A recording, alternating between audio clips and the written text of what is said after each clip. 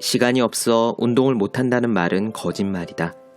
어쩌면 시간이 없다는 말 자체가 거짓말인지도 모른다. 안녕하세요. 저의 첫 번째 에세이 노력이라 쓰고 버티기라 읽는이 출간되었습니다. 하루하루 열심히 버티시는 여러분들의 많은 사랑 부탁드립니다.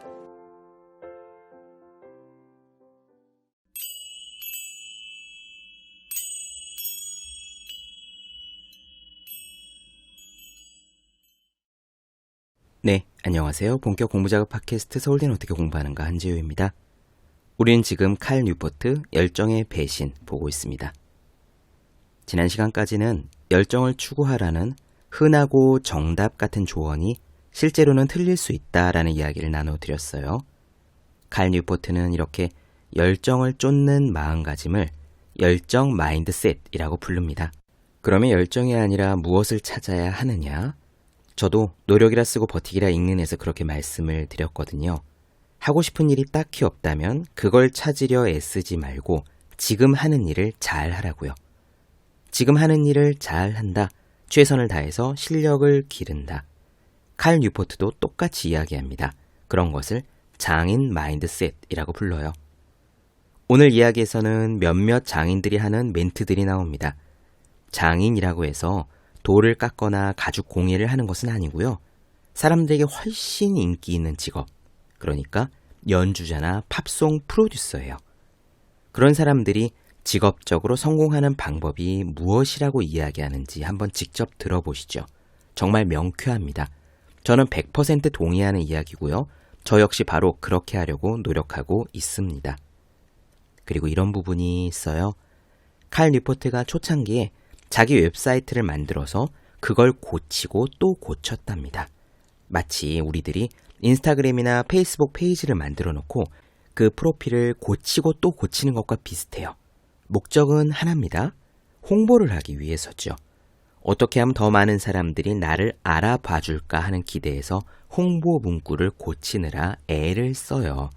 그런데 칼 뉴포트는 다행히도 시간이 오래 지나지 않아 그 방식이 잘못되었다는 것을 깨닫고 일하는 방법을 수정합니다. 이 이야기도 직접 들어보시죠. 저에게는 금과 옥조 같은 이야기들이었습니다. 바로 시작할게요.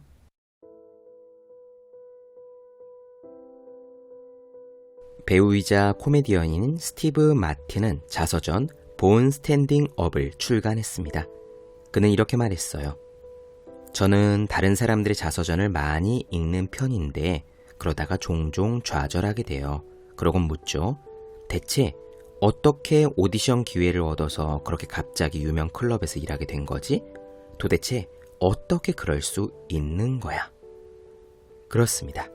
마틴이 자신의 자서전을 쓰게 된 건 바로 이 어떻게에 대한 스스로의 답을 적어도 자신이 성공을 거둔 스탠드업 코미디 분야에서라도 내놓기 위함이었던 겁니다. 그 과정에서 마틴이 제시한 단순한 아이디어를 듣고 저는 어안이 벙벙해졌죠. 마틴이 이렇게 말합니다.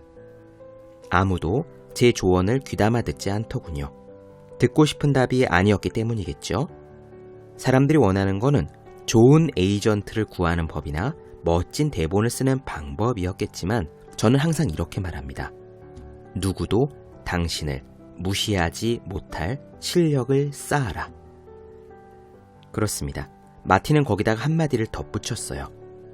만약 어떻게 하면 진짜 잘할 수 있을까를 고민한다면 사람들이 자연스레 당신을 찾아오게 될 겁니다. 그래요. 이것이 바로 마틴을 스타덤에 올려놓은 철학이었던 겁니다. 자신의 연기를 누구도 무시하지 못하도록 가다듬어야겠다고 결심했을 때 그는 겨우 20살에 지나지 않았죠. 마틴이 생각하기에 자신의 새로운 연기가 자리 잡기까지 10년이란 세월이 필요했지만 일단 그러고 나자 엄청난 성공을 거둘 수 있었습니다. 그의 얘기를 들으면 현재의 명성을 얻기까지 지름길 따위는 없었다는 생각이 분명해 보입니다. 마틴이 이렇게 말해요.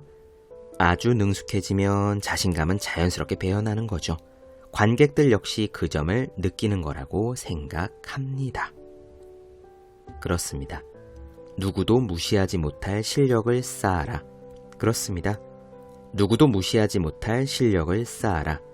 저는 이 말을 2008년 겨울 대학원 과정의 마지막 해에 인터넷으로 처음 들었습니다. 대학원 과정이 끝나갈 무렵 제가 몰두하고 있던 연구 방식은 웹사이트에 연구 주제를 쓰고 또 고치는 일의 반복이었습니다. 아주 진을 빼는 과정이었죠. 제 연구가 아주 재미있다는 점을 세상에 알아주길 원했지만 아무도 신경 쓰지 않는 것만 같았습니다. 그런데 마틴의 이야기는 그런 자기 홍보에서 저를 한 발 물러서게 해 주었습니다. 마치 그런 사소한 데 집착하지 말고 그보다는 실력을 쌓는 데 더 집중해라 라고 얘기해 주는 것 같았죠. 덕분에 저는 웹사이트에 신경을 쓰는 대신 현재까지도 지속되고 있는 습관 하나를 들이게 되었습니다. 바로 매달 연구에 투자하는 시간을 계산하게 된 겁니다.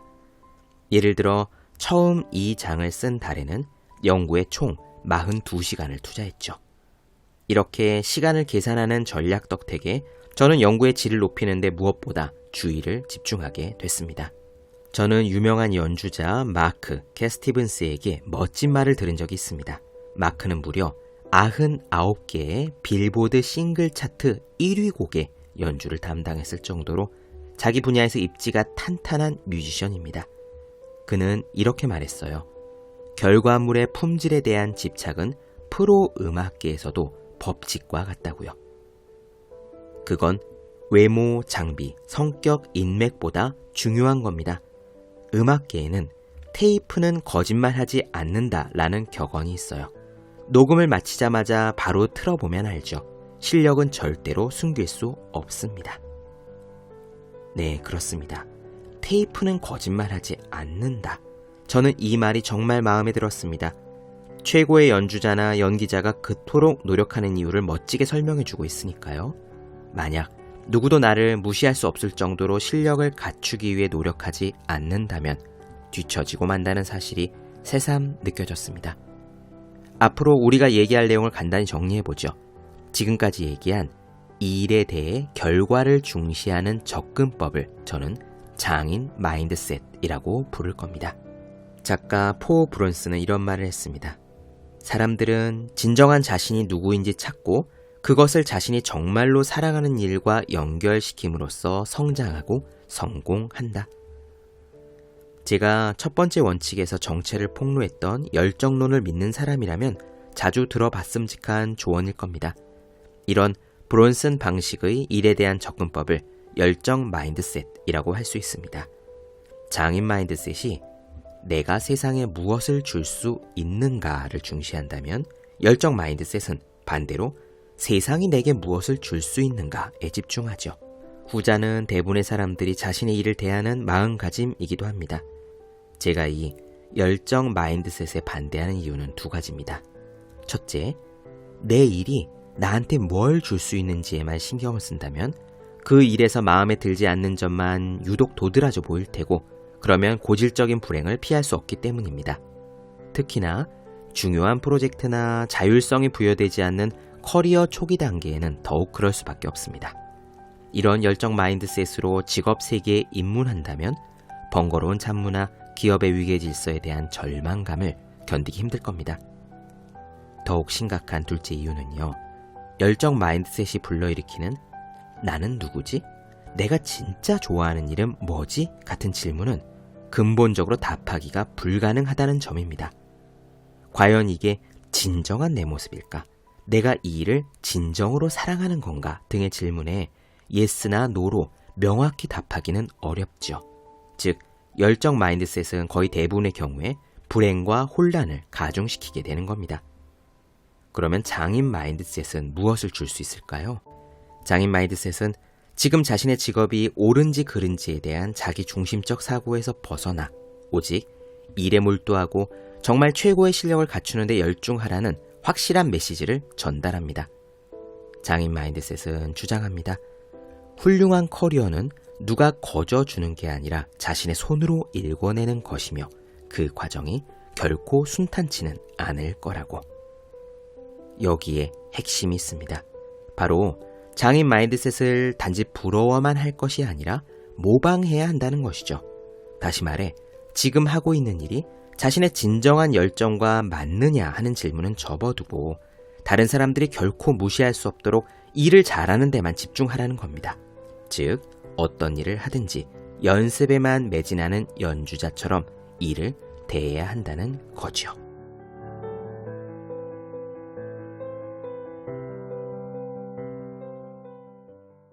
네, 본격 공부작업 팟캐스트 서울대는 어떻게 공부하는가 칼 뉴포트 열정의 배신 나눠드렸습니다.